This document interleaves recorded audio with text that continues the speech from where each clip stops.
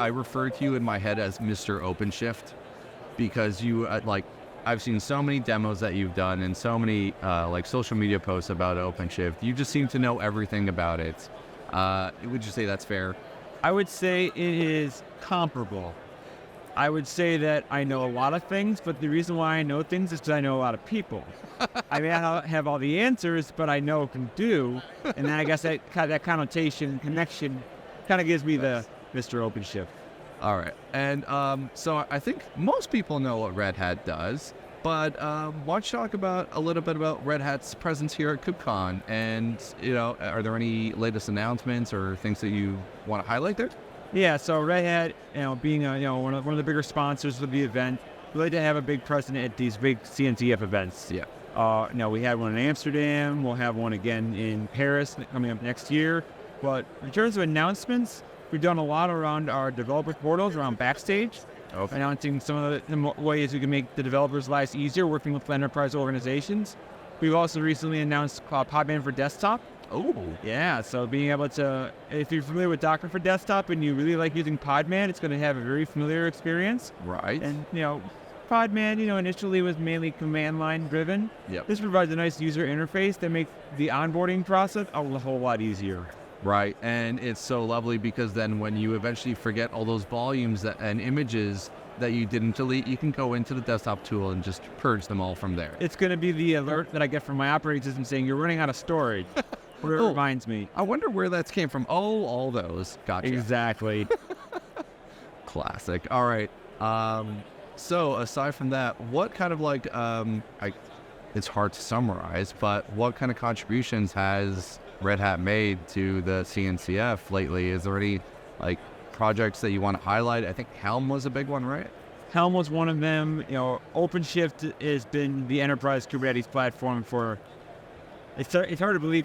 Kubernetes is 8 years old already. Right. Since the beginning, the RBAC and the security mechanisms that were found in OpenShift since the beginning were backported up. And we're doing a lot of things in the community now to continue that type of trend.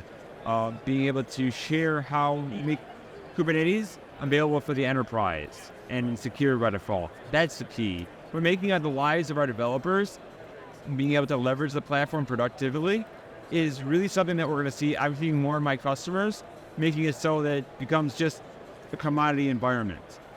Some Kubernetes experience shouldn't be needed, but I should have the tooling that are in place to make it so I can consume Kubernetes and deploy to Kubernetes and take advantage of what Kubernetes can provide.